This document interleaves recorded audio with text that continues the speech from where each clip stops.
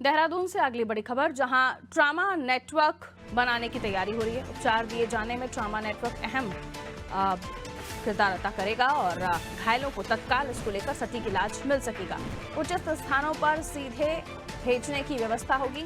प्राकृतिक आपदा और सड़क हादसों में गंभीर रूप से जो घायल होंगे उन्हें सटीक इलाज, तत्काल इलाज मिल सके, इसके लिए ट्रामा नेटवर्क काम करेगा। तो ट्रामा नेटवर्क बनाने की तैयारी की जा रही है और ट्रामा नेटवर्क बनाने का उद्देश्य ये कि सही समय पर और सही समय पर इलाज मिल सके, जिसको जिस तरह की ज़रूरत है, ख़ास तौर पर तब जब इमरजेंसी का वक्त हो, क्योंकि ऐसे समय पर सही समय पर अस्पताल पहुंचना बहुत ज़रूरी होता है। क्योंकि एक एक मिनट अगर कीमती है, उस वक्त सही समय पर सही जगह पर पहुंचना ये भी ज़रूरी हो जाता है और ट्रामा नेटवर्क इसके लिए काम करने जा रहा है।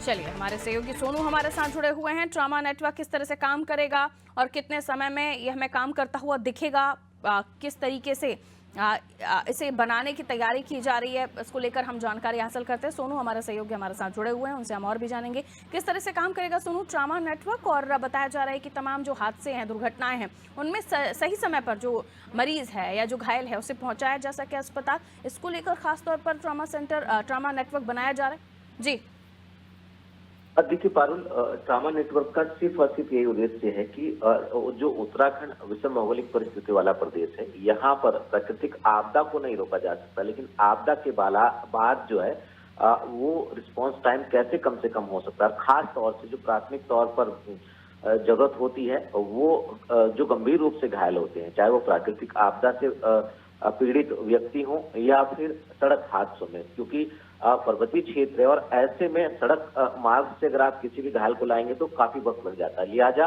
हाल ही में केंद्र सरकार ने और राज्य सरकार के सहयोग से देश के प्रधानमंत्री नरेंद्र मोदी ने एक हेली एम्बुलेंस का शुभारंभ किया था, जो ऋषिकेश में एम्स स्थित है। यहाँ से इसकी कनेक्टिविटी है और कहीं पर भी कोई भी अगर सड़क हादसा होता है तो उपचार की लिहाज से इस हेली सेवा का उपयोग किया जाता है। अल्मोड़ा में जब सड़क हादसा हुआ था तो उस दौरान भी कई घायलों को तत्काल वहां पहुंचाकर उनकी जान बचाने की कोशिश की गई थी। इसी को ध्यान में रखते हुए अब जो ट्रामा नेटवर्क है इसको अस्तित्व में लाया जाएगा। हालांकि इसको भी धरातल पर हम कब तक देख पाएंगे ये कहना थोड़ा जल्दबाजी होगी। बहरहाल उम्मीद ये की जा रही है कि जल्द ही ट्रामा नेटवर्क जो है वो काम करना शुरू कर देगा। कैसे सड़क हादसों में जो घायल होते हैं उनको और प्राकृतिक आपदा से जो प्रभावित होते हैं उनको कम से कम समय में सटीक हम कहें कि समय पर उपचार मिल सके और जहां जिस हिसाब से उनको जरूरत है मरीज को उपचार की, उसी लिहाज से इस नेटवर्क के माध्यम से वो इलाज तत्काल दिया जा सके।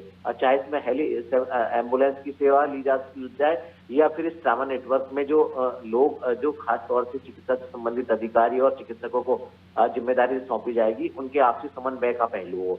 ये तमाम ऐसे पहलू हैं जिनके माध्यम से तत्काल जो है, असल में पर्वतीय क्षेत्रों में क्या है पारुल की, यहाँ पर जो जिला स्तर के जो अस्पताल हैं, यहाँ पर चिकित्सक के पास जब कोई घायल पहुंचता है तो वो दूसरे में रेफर करते हैं और फिर तीसरे तक चले जाते हैं, तो इसमें समय काफी लगता है। तो समय की बचत कैसे हो सकती है, इसके लिए अब जो है आने वाले समय में ट्रामा नेटवर्क को अस्तित्व में लाया जाएगा और इसके बाद जो है इस उद्देश्य को साकार करने की कोशिश की जाएगी। बिल्कुल, तो जाहिर है जब समय पर अगर किसी की जान बचानी हो तो उसे समय पर अस्पताल पहुंचाया जाए और उसको लेकर हेली सेवा भी प्रारंभ की गई थी, जो एक बहुत अच्छी कोशिश है। मैं लौटूंगी आपके पास सोनू, अगली खबर पर जानकारी लेंगे। तो ट्रामा नेटवर्क काम करेगा और इसका बड़ा उद्देश्य यही कि समय पर लोगों को उपचार कर सके। हेली सेवा की भी शुरुआत हुई।